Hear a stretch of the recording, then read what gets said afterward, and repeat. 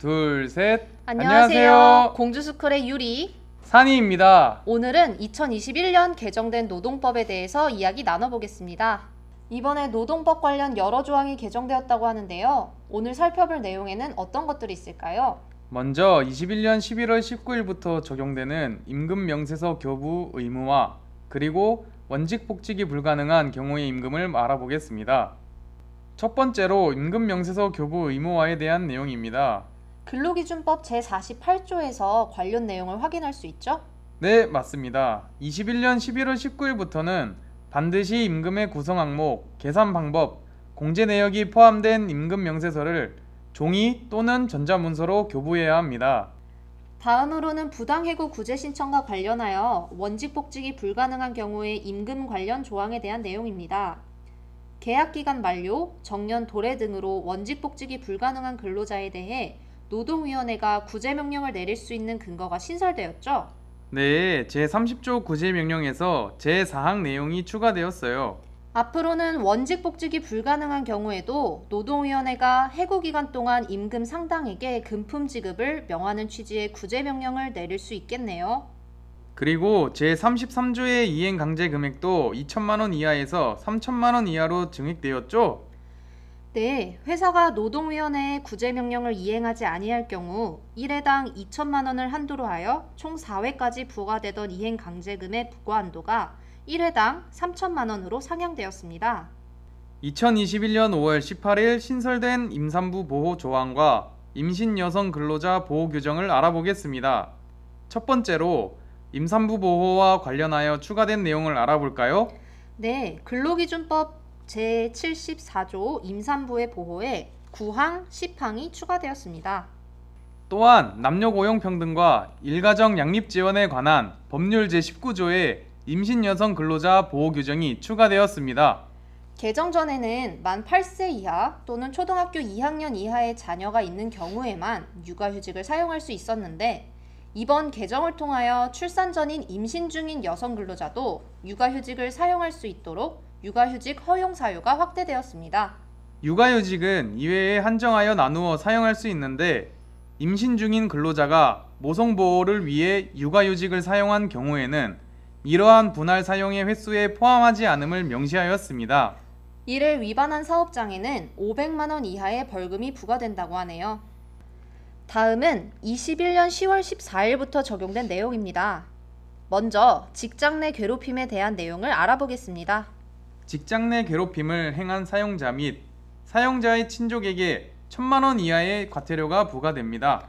과태료 대상이 되는 범위가 넓어졌네요. 네, 사용자의 배우자, 사촌 이내의 혈족, 사촌 이내의 인척까지 대상에 포함이 됩니다. 직장 내 괴롭힘에 대한 과태료는 차수에 따라 최소 200만 원에서 1,000만 원까지도 부과됩니다. 세부 사항은 과태료 부과 기준표를 확인해 주세요. 다음, 직장 내 성희롱에 대한 과태료는 최소 300만 원에서 최대 1,000만 원까지 발생합니다. 과태료 부과 기준의 세부 내용은 과태료 부과 기준표를 참고해 주세요. 다음은 임금채권보장법 시행령 개정에 대한 내용입니다. 이것도 21년 10월 14일부터 적용되었죠? 네, 먼저 재직자 대지급금 제도가 신설되어 지급 대상이 퇴직자에서 퇴직자와 재직자 모두로 확대되었습니다. 또한 대지급금 지급 절차가 간소화되어 확정 판결 또는 체불임금 등 사업주 확인서가 있는 경우에 대지급금 청구가 가능해졌습니다. 명칭도 변경된 것이 있다고 하던데요.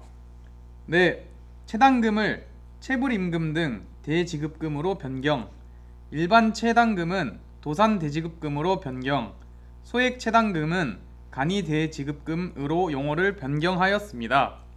그렇다면 재직자가 간이지급금 지급 대상이 되려면 어떻게 해야 되나요? 소송이나 진정제기 당시 근로계약이 종료되지 않았고 임금액이 고용노동부 장관이 고시하는 금액 미만이며 마지막 체불일의 다음 날부터 2년 이내 소송 또는 1년 이내 진정 등을 제기한 근로자여야 합니다. 세 기준을 모두 충족해야 되는 거죠? 네, 한 가지라도 충족되지 않을 시 간이지급금 지급 대상에서 제외됩니다. 퇴직 근로자는 어떤가요? 퇴직 근로자의 경우 확정 판결 없이 체불임금 등 사업주 확인서로 간이대지급금을 청구할 때 퇴직한 다음 날부터 1년 이내에 재기한 근로자가 지급 대상이 됩니다. 여기서 주의해야 할 부분이 있다고 하던데요. 부정수급에 대해서 신고포상금 지급 수준 및 상한액이 2배가 되었습니다. 기존에는 부정수급액의 최대 15%인 5천만 원 한도였으나 최대 30%인 1억 원 한도로 변경되었습니다.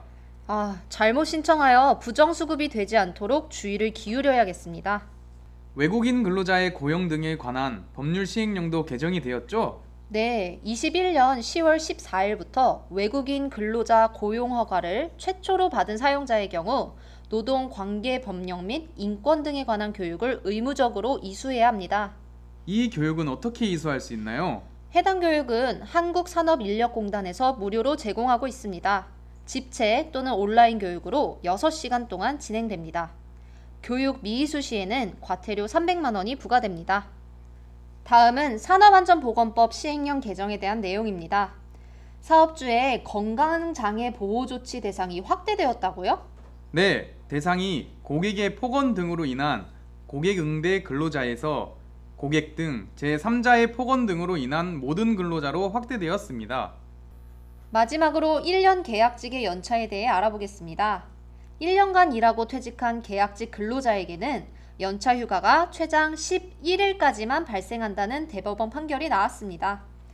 지금까지는 1년 계약직 근로자도 만 1년 근무를 채우는 순간 15일의 연차 휴가가 발생하여 최장 26일까지 발생하는 것으로 해석해 왔습니다. 고용계약이 종료되어 근로자가 휴가를 쓸 수는 없어도 최대 26일치의 연차 수당을 받을 수 있었죠. 네, 그렇습니다. 하지만 대법원은 1년간 80% 이상 출근한 근로자가 다음 해에도 근로관계를 유지하는 것을 전제로 2년 차에 15일의 유급휴가를 줘야 한다고 해석하는 것이 타당하다고 판단하였습니다. 이렇게 해석하여 1년만 근무하고 퇴직하는 근로자에게는 발생하는 연차 휴가는 최장 11일이 발생하는 것으로 대법원이 확정했습니다.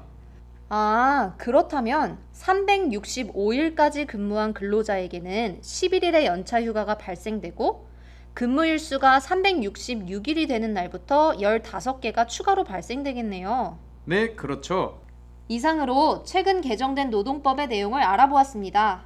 공동주택 관리와 관련하여 더 많은 내용을 알고 싶으시면 공주스쿨 구독하기를 눌러주세요. 좋아요도 눌러주세요. 지금까지 공주스쿨의 유리 산이었습니다. 감사합니다.